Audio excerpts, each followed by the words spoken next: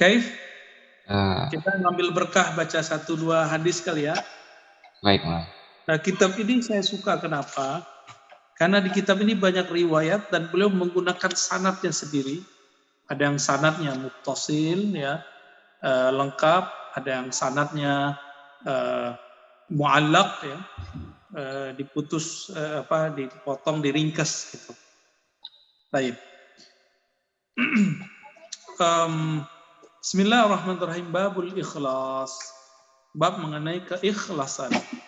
Qala al-faqih rahmatullah alaih. Jadi berkata beliau dengan syarat kita tadi yang kita bacakan. Bila qala haddatsana Muhammad ibn al-Fadl ibn Akhnaf qala haddatsana Muhammad ibn Ja'far al-Karabisi. Qala haddatsana Ibrahim ibn Yusuf qala haddatsana Ismail bin Ja'far an Amr maula al-Muttalib an Asim an Muhammad ibn Labid anna an-nabiy sallallahu alaihi wasallam qala akhwafu ma akhafu alaikum asyirkul asghar. Jadi beliau meriwayatkan dengan sanadnya yang bersambung kepada Muhammad ibn Labid, Nabi bersabda, yang aku takutkan, akhwafu ma akhafu alaikum, yang aku khawatirkan daripada kalian adalah bukan syirik-syirik yang seperti ditakutkan oleh kelompok yang ekstrim hari ini, yang melarang kita ziarah kubur, bertabaruk. Enggak, bukan itu. Itu sudah beres umat Islam. Umat Islam tidak akan syirik. Umat Islam tidak akan pernah syirik dengan tawassul. Mereka tidak akan pernah syirik dengan ziarah kubur, dengan tabarruk pada athar salihin. Nggak akan pernah syirik. Yang Nabi khawatirkan, kok kita nggak khawatirkan? Malah mengkhawatirkan yang Nabi tidak khawatirkan. Apa yang boleh khawatirkan? Asyirkul asghar. Syirik yang sangat kecil. Kecil. Qalu ya Rasulullah. Apa itu syirik yang kecil? Wa ma syirkul asghar? Qala ar-riya, yaitu riya. Riya itu sahabat-sahabat yang dimuliakan Allah, ketika saya beramal ra'a riyaan ya, karena ingin dilihat orang. Terbersit saja saya lagi dilihat orang yang di belakang. Nah ini kan kita berdiri sholat sunat, merasa dilihat orang itu sudah riya. Nah, dan itu ta'awusnya harus lebih kencang ya. Kalau enggak berbahaya itu. Sahabat-sahabat yang dimuliakan Allah. Lalu di lafaz berikutnya apa kata beliau? Qalu yaqulu Allah ta'ala lahum yawma yujazil 'ibad bi'amalihim idhabu ila alladhi kuntum tura'una lahum fid dunya fanzuru hal tajiduna 'indahum khairan ya. Pergilah, carilah ya, ketika hari kiamat nanti Allah mengatakan, udah kamu pergi kepada orang-orang yang dulu kamu ingin dilihat oleh mereka. Ya. Waktu kamu beramal di dunia, ya bersih-bersih supaya disebut Islam itu suci, bersih. Disebut oleh non-muslim bahwa Islam itu keren. Ya sudah, nanti minta kepada mereka yang kamu niatkan beramal kepada mereka, bahwa kamu dulu beramal supaya disebut oleh orang-orang itu, kamu bersih. Kita berkalam begini begitu supaya disebut, nggak usah ya, kita beramal karena Allah saja ya. Izhabu ila alladzi kuntum tura'una lahum fid. Udah kamu cari yang kamu dulu niatkan, kamu beramal karena ingin dilihat oleh mereka. Fanzuru, maka perhatikanlah, hal tajiduna indahum khairan, apakah kamu mendapatkan balasan kebaikan dari mereka. Nah teman-teman yang melakukan Allah, ini hadis derajatnya sampai kepada sahih li ghairihi, karena ada riwayat lain yang menguatkan. Dan ini bisa menjadi renungan panjang kita, bahwa yang Nabi khawatirkan bukan masalah tawasul seperti yang mereka repotkan hari ini ya. Bukan masalah yang kita sebut tadi tabarruk, mengambil berkah, ngalap berkah kalau kata orang kita. Enggak, bukan itu yang dikhawatirkan Nabi. Yang dikhawatirkan Nabi sesuatu yang tersimpan dalam qalbu, yaitu riya. Ya. Dan itu karena nggak terlihat, itu susah sekali untuk meluruskannya. Kalau nggak punya zikir yang ada, zikir qalbu, zikir yang halus dalam qalbu, seseorang nggak akan sanggup untuk menembusnya, membersihkan. Qala al-faqih, ini bagian akhir yang kita baca.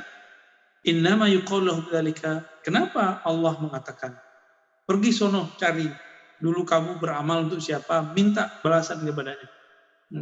Lianna amalahu fi dunya kana ala wajhil khida. Ini bahasanya dahsyat nih teman-teman. Orang-orang yang riya itu adalah penipu ulung waktu di dunia. Jadi orang-orang yang zahirnya dia bersedekah, amal sosial baksos, supaya disebut baik partainya, supaya disebut baik kelompok filantropinya, supaya disebut baik kelompok pengajiannya, enggak, atau supaya ingin dipuji dirinya.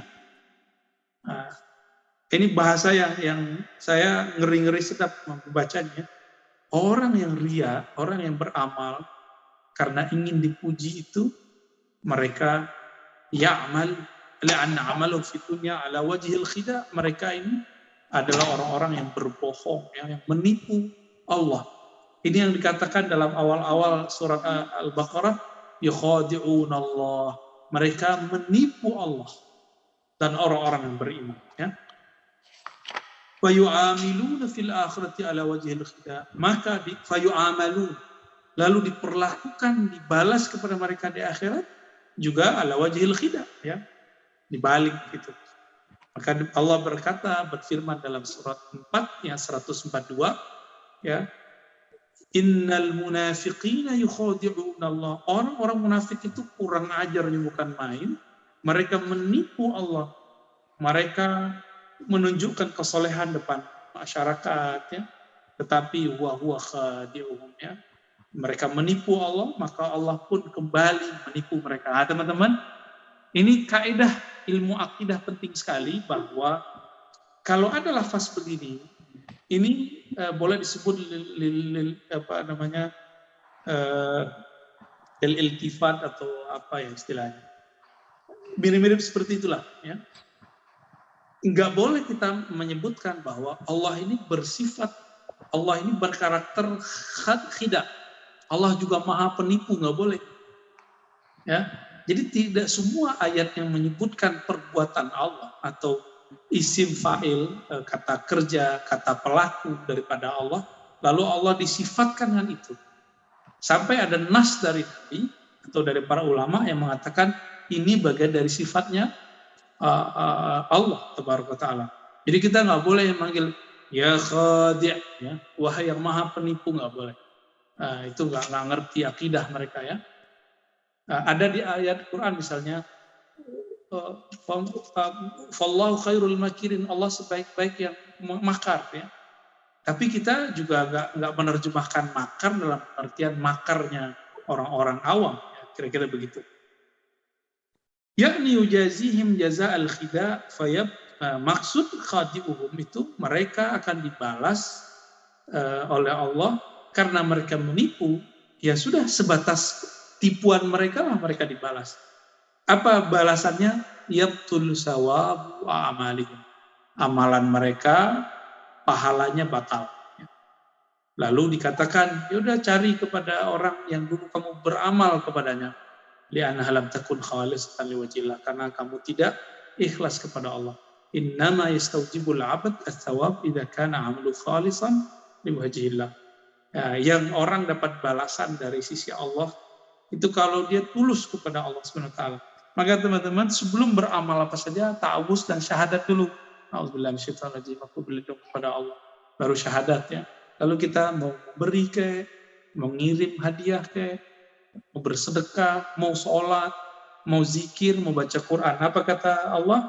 Fa idza qara'tal Qur'an fasta'idz billahi minasyaitonir rajim. Hatta jika engkau baca Quran yang suci, hendaklah kamu bersuci dulu. Jadi ada bersucinya lisan, bersucinya qalbu, yaitu dengan ta'awuz. Bersucinya badan dengan wudu, bersucinya lisan dan qalbu, pikiran itu dengan cara berta'awuz, mengambil perlindungan, yaitu a'udzubillah. Aku berlindung kepada Allah Subhanahu wa ta'ala. Ya, baru faida kana li fi syirkatun fallahu bari'un. Kalau tadi karena Allah, jika tidak maka terbersit nanti ada tandingan sekutu yang kita sertakan ketika beribadah. Ya, nauzubillah min dzalik. Oke teman-teman, ini kita tawakuf dulu karena tadi ada pengantarnya jadi agak panjang. Nanti kita baca pelan-pelan ya. Jadi ngaji itu kalau ngaji kitab begini nggak perlu cepat. Satu paragraf cukup sebenarnya lalu jelasin. Ya. Insya Allah pelan-pelan. Baik Sidi Musa, Zauqi, tafadhal law kan fihi istisyarat wa su'alat wa ghairu dzalik. Baik Buya, terima kasih banyak Buya. Ini ada pertanyaan yang sudah masuk Buya lewat chat. Sebelumnya ini host dulu yang bertanya Buya. Masya Allah, ngambil jatah dulu. Itu belakang ini akhir-akhir ini banyak bertebaran becean atau tulisan pendek artikel yang membicarakan tentang manfaat zikir yang diteliti dari sisi kedokteran atau dari sains gitu, sehingga sebagian orang menjadi semangat untuk berzikir lantaran ada penelitian seperti itu. Nah, satu sisi kan itu juga orang itu berzikir untuk apa sih sebenarnya? Apakah karena baru ada penelitian seperti itu dia semangat berzikir atau tidak? Tapi di sisi lain itu ada hikmah tersendiri gitu, sebagai motivasi tersendiri. Nah, bagaimana sikap yang mungkin perlu dirinci Bu ya, dijelaskan bagaimana yang seharusnya, bagaimana yang tidak seharusnya berkaitan dengan penelitian seperti ini. Baik. Ya, penelitian itu teman-teman sifatnya tidak qat'i, tidaklah sesuatu pasti, dia hanya semacam peneliti. Peneliti, kalau kita meneliti pembahas, kalau bahasa Arabnya bahis, ya tergantung dan semampu kita aja menangkap suatu hasil, suatu kebenaran. Bisa jadi kebenaran yang kita dapat itu nanti digugat oleh orang-orang setelahnya. Maka seandainya ada 1000 penelitian yang membenarkan zikir, zikir itu tidak benar karena penelitian tersebut. Zikir itu benar karena zikir itu diturunkan dari hadirat Allah Subhanahu wa taala dan ada asrar rahasia di situ. Ya. Jadi nggak perlu saya nggak perlu penelitian-penelitian itu. Misalnya kalau dibacakan kepada air yang mengkristal seperti penelitian orang Jepang itu ya. Nah itu kita nggak perlu yang begituan. Tapi kalau ada orang melakukan ya alhamdulillah itu masuk ke bab itmi'nan ya. Dalam kisah Sayyidina Ibrahim, liyatma'inna biha qalbi, supaya kalbuku tenang ya Allah, puas gitu. Sedangkan Sayyidina Abu Bakar As-Siddiq itu percaya Nabi kan nggak perlu pembuktian. Kalau yang ngomong Muhammad Rasulullah saya percaya. Itu Abu Bakar As-Siddiq ya. Jadi teman-teman, seandainya tidak ada penelitian-penelitian tadi, memang nggak zikir. Ya. Terus imannya di mana kepada Nabi? Berarti lebih percaya kepada peneliti dong. Peneliti itu cukup sebagai motivasi saja. Nanti next kita belajar akidah dengan baik dan ketika beramal ada satu rukun amal mengantarkan seorang menjadi kekasih Allah, yaitu at-tasdiq billah. Ya, percaya tanpa syarat kepada Allah dan Rasulullah SAW. Nah itu penting teman-teman ya. Ya, lanjut.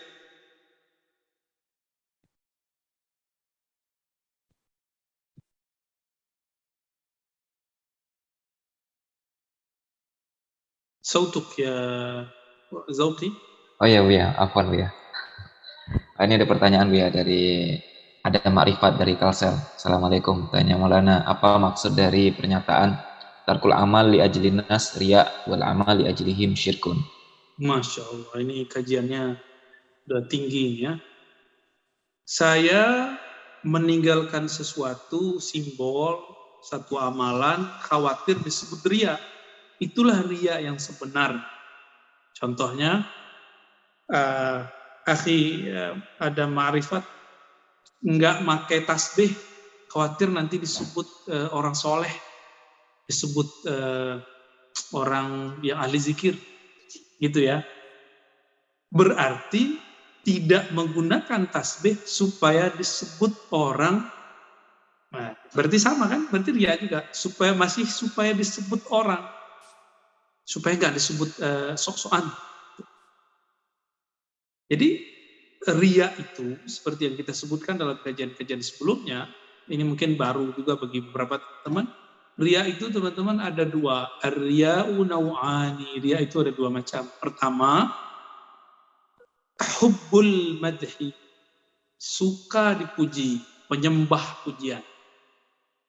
Jadi kita beramal pengen dipuji. Nah, ini level 1 nih. Ini yang disebut di dalam Al-Quran itu fawailul lil musalli. Nah, ini sudah tersembunyi. Ternyata di dalam ketersembunyian ria itu ada ria lagi yang lebih dalam. Jadi penyakit ria ini benar-benar setan banget deh ya, iblis. Ya, benar-benar menyeramkan. Kenapa? Ternyata ada yang lebih dalam daripada ria yang ini. Apa itu? Khaufus syatam. Takut dicaci. Jadi saya biasanya misalnya pakai kopiah. Terus nggak pakai kopiah biar nggak disebut ustadz gitu. Nah itu juga bisa ria. Nggak pakai aja, santai aja. Istilahnya teman-teman ribat apa? Style ribat. Baju kaos, celana training gitu ya. Bukan kita juga pengen sok-sok santai juga, enggak. Biasa aja. Hidup itu biasa-biasa aja teman. Ketika lagi zikir ya pakai alat zikir. Ketika ke masjid kita pakai pakaian-pakaian yang layak ke masjid. Kalau kita berbelanja, kita ke tempat umum, pakai pakaian yang pantas di umum. Enggak ada pakaian khusus, pakaian yang harus dipakai di setiap lini, setiap waktu, lalu disebut ini pakaian hijrah. Enggak ada. Pakaian hijrah itu bagi perempuan nutup aurat, bagi laki-laki yang nutup aurat sama. Tidak menyerupai lawan jenis, tidak ketat, tidak transparan, tidak berlawanan dengan yang Nabi gariskan. Jadi saya takut disebut orang soleh karena pakai kitab, maka itu juga ria. Lalu saya nggak ngaji kitab. Jadi ini berarti ria takut dicaci. Ya, ria yang disebabkan karena takut dicaci. Nah, ini juga tercela di sisi Allah Subhanahu wa taala dan itu lebih bahaya daripada ria yang pertama. Gitu ya. Jadi ria ada dua, ria hobi suka dipuji, yang lebih susah adalah yang takut dicaci. Ya Allah a'lam. Baik Bu ya, ini pas banget setelah membahas tentang rincian ria, ada dua penanya yang sehati pertanyaannya Bu ya. Kiai Samsul dari Lasem, Kiai Samsul Hadi, kemudian Uni Zahra dari Padang. Bagaimana kiatnya supaya selamat dari ria itu? Kalau misalkan harus dengan zikir, itu bagaimana zikirnya? Kalau misalkan harus mengasingkan diri apakah harus mengasingkan diri dari keramaian sehingga tidak bisa dilihat orang, ataukah berbau dari keramaian namun melakukan seperti halnya malamatiyah? Masya Allah. Itu dikombinasi pertanyaannya Bu ya, dari dua penanya tadi. Baik. Ria, gimana menghapuskan ria? Ini ilustrasinya mirip dengan kedokteran teman-teman. Jika penyakitnya penyakit luar, luka, datangnya cukup ke dokter umum atau dokter kulit. Tapi jika penyakitnya ada di dalam, maka harus datang ke dokter spesialis bidang penyakit dalam. Maka harus ada yang dibedah, ada waktu inapnya. Sebelum diinapkan didiagnosa dulu, dicari penyebabnya, diobati, dan nggak usah jauh-jauh, TBC aja 3 bulan sampai 6 bulan kan. Dan segala macam ya. Butuh ketelatenan ya. Minimal 40 hari orang akan mampu keluar dari ria. Minimal. Itu pengalaman yang dilakukan oleh masyaikh kita untuk menyembuhkan qalbu, karena daur al-insan arba'ina yauman. Perubahan manusia itu akan sempurna melewati 40 hari. Per 40 hari berubah. Per 40 hari nanti ada kondisi-kondisi yang ada yang unik-unik ya. Karena dari awal penciptaan Inna ahadakum yujma' khalquhu fi batni ummi arba'ina yawman. Jadi 40 hari itu sesuatu yang spesial. Maka suluknya para nabi 40 hari. Suluknya Nabi Musa 40 hari. Suluknya Nabi Yunus 40 hari. Khalwat ya, mereka khalwat. Nah, Nabi Muhammad memberikan rukhsah kepada sahabat, tidak perlu suluk, cukup iktikaf. Jadi khalwah fil jalwah, berkhalwat dalam keramaian. Maka teman-teman, zikir-zikir yang kalau sudah belajar zikir khafi, ya, karena penyakitnya khafi tidak terlihat samar, maka zikirnya juga khafi.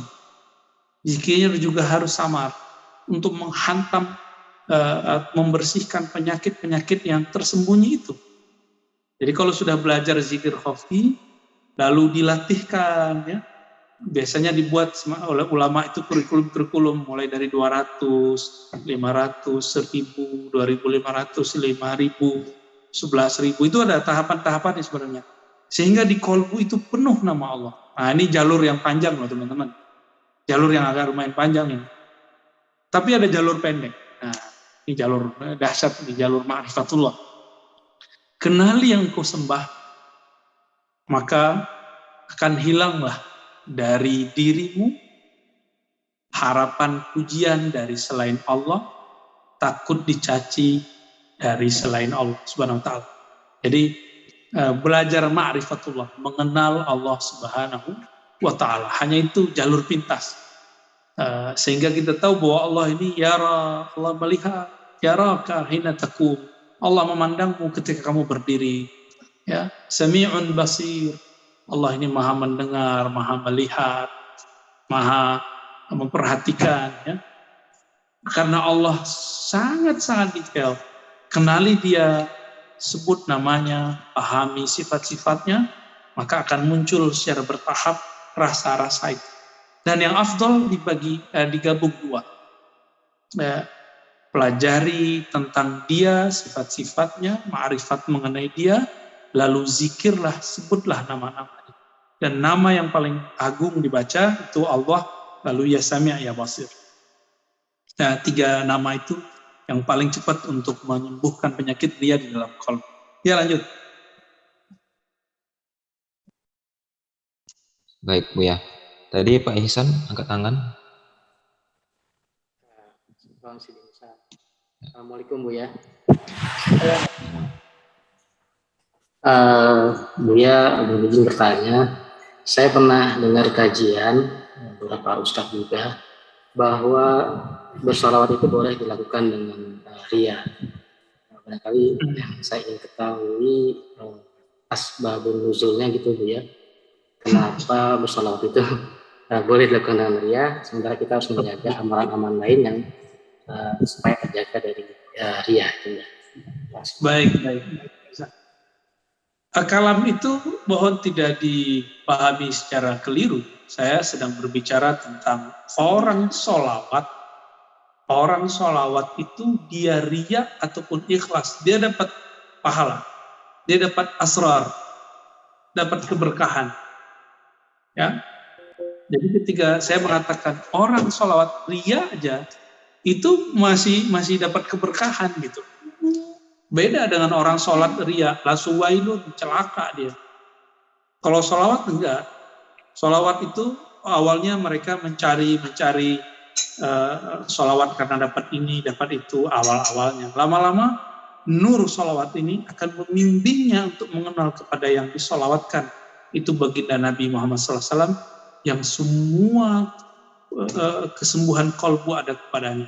Orang-orang yang ria bersolawat lama-lama dia akan sembuh kolbunya dari itu, ya, karena dia mengenal Allah, mengenal Rasulullah Sallallahu Alaihi Wasallam.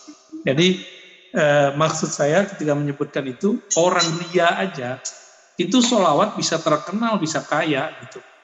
Masa orang yang ikhlas enggak dapat keberkahan? Itu maksudnya, ya. Antum yang ikhlas bersolawat kepada Nabi pasti dapat asrar, dapat rahasia-rahasia yang agung. Karena orang-orang yang nggak jelas tujuannya, karena ingin popularitas, pengen terkenal, suaranya bagus, pengen dapat follower, itu Allah izinkan kok dapat keberkahan. Cukuplah kita dapat follower di kalangan makhluk langit, para malaikat-malaikat rahmat, malaikat-malaikat yang juga hobi bersolawat, itu akan mengunjungi rumah-rumah kita yang di dalamnya ada solawat. Akan membersamai kita jalan ketika kita solawat. 1 solawat 10 keberkahan. Tidak disebutkan di situ ikhlas ataupun riya. Jika dia ikhlas, itu zahir batin. Jika dia riya, ya paling follower di buminya yang banyak. Wallahu a'lam bishawab. Baik Bu ya. Ini ada pertanyaan lagi masih ada pertanyaan Bu ya. Oke. Dari Tengku Nawafil dari Aceh. Apa perbedaan riya yang disebut dengan syirik kecil dengan syirik tersembunyi? Ataukah dua-duanya itu sama? Yang kedua, bagaimana pandang Buya terkait sebuah statement yang mengatakan al-mutakabbir alal mutakabbir at-takabbur alal mutakabbir sadaqah? Baik, jadi riya itu ada al-khafi, ada akhfa. Ada yang khafi, tersembunyi saja, itu ingin dikenal, ingin dipuji.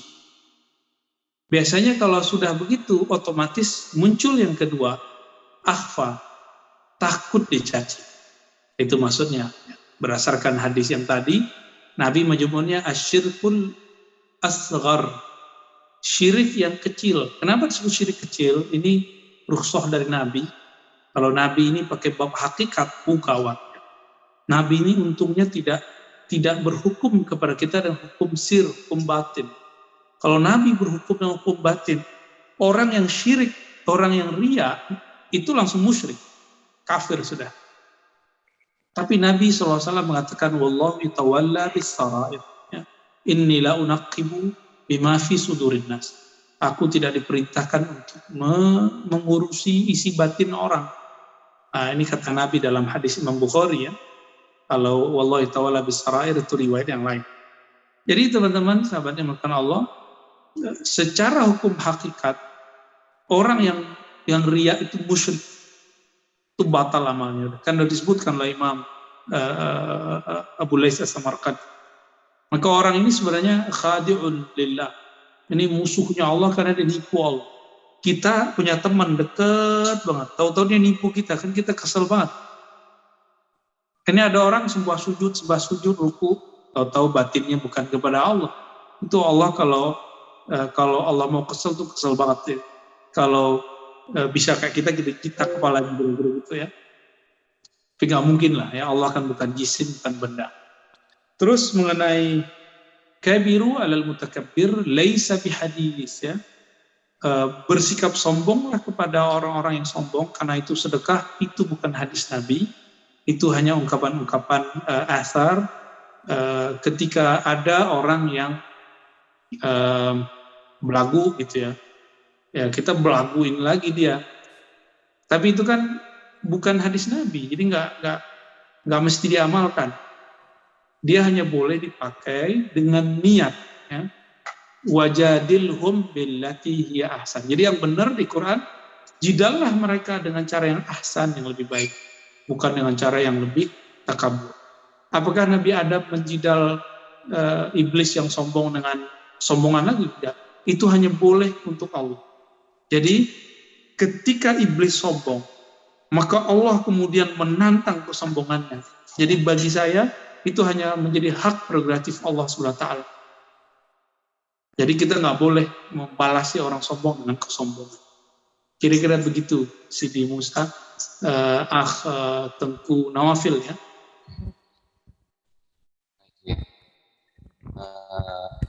Mungkin ini pertanyaan terakhir Bu ya.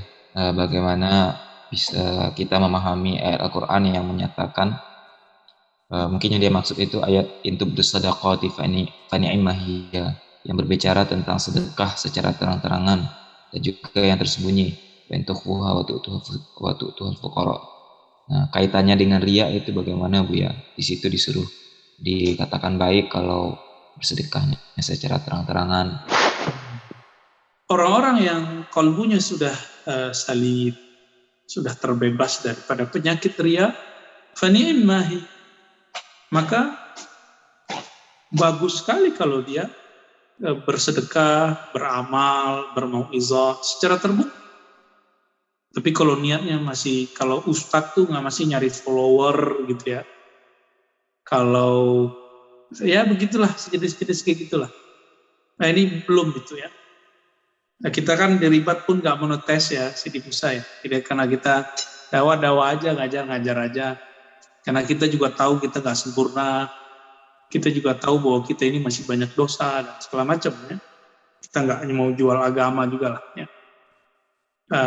Jadi teman-teman yang makan Allah, nasallallahu al-afwa wal afiyah lana wa liwalidina wa limasyayikhina. Saya doakan semuanya, semoga kita semua diberikan keikhlasan kepada Allah. Nanti akan ada beberapa riwayat tambahan ya. Nanti mungkin saya pilihkan beberapa riwayat itu karena ada beberapa yang nggak perlu kita baca, ada yang perlu kita baca. Insya Allah supaya kajian ke depan lebih bermanfaat. Insya Allah. Amin. Saya kembalikan ke Sidi Musa. Saya mohon izin pamit. Assalamualaikum warahmatullahi wabarakatuh. Waalaikumsalam warahmatullahi Waalaikumsalam wabarakatuh. warahmatullahi wabarakatuh. Syukran Maulana, jazakumullah khair jaza. Kita aturkan terima kasih kepada guru kita, murabi kita, Buya Dr. Al-Razi Hashim, yang telah menyampaikan limpahan ilmu kepada kita.